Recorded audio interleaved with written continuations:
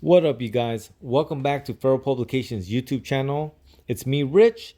Daily uploads till I open up my comic book shop. And today what I want to talk about is the dollar bin. Is randomly pulling out comics and taking whatever catches your eye. And for me personally, anytime I jump into the dollar bin, what I'm looking for is a piece of comic book history, something that might have been forgotten. And I definitely found it with Caliber Press Synergy. Synergy was a 5-issue run that they did, and ultimately it's sold as a unique modern day Dante's Inferno, a tale of a man embarking on a journey of mystery and importance, a journey to take him through hell itself to witness the fates of the sinners and their eternal torments. For the most part, there's different artists, but there's one writer, Kyle Garrett. Kyle Garrett, this is his baby, and you can tell that he's passionate about it from everything that he writes here within the comic. But the interesting thing is that Kyle Garrett is a pseudonym for Gary Reed, and Gary Reed also wrote comics under another pseudonym, Brent Trox, and another pseudonym, Randall Thayer. More infamously, I knew the name from Dead World Comics. Dead World Comics is another Caliber Press comic book that I enjoyed a lot. And I'm going to be honest, I always loved the Dead World art.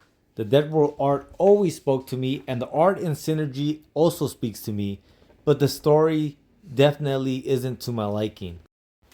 In a nutshell, the Synergy story is a loop about life and about the choices that you make in life and the possible outcomes those choices will have in the afterlife. And the issue concludes with that soul being reborn. Literally, it states the end and the beginning. So the idea of all these possible consequences to choices, it's all rooted heavily in like Judo-Christian ideology.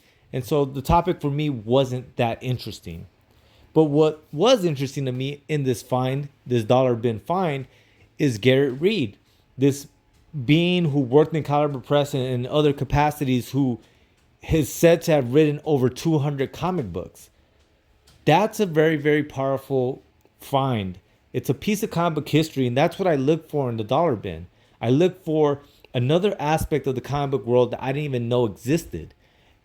And think about that. This man wrote over 200 comic books, and most of them for Caliber Press. Caliber Press isn't that popular, and so a lot of people may not know the name, may not know all the pseudonames, and may not know the body of work.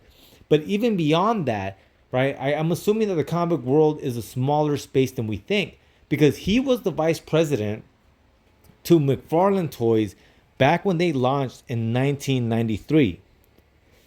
That is crazy, man. Who would have thunk that this person was a part of that McFarlane Toys, which we still see to this day, a whole bunch of McFarlane Toys coming out that look hella dope. And this man was a part of that as well. Again, this is what you look for in a dollar bin. This is what I look for in a dollar bin. I look for pieces of comic book history that I wasn't even aware of. Never mind that this issue wasn't that fun of a read.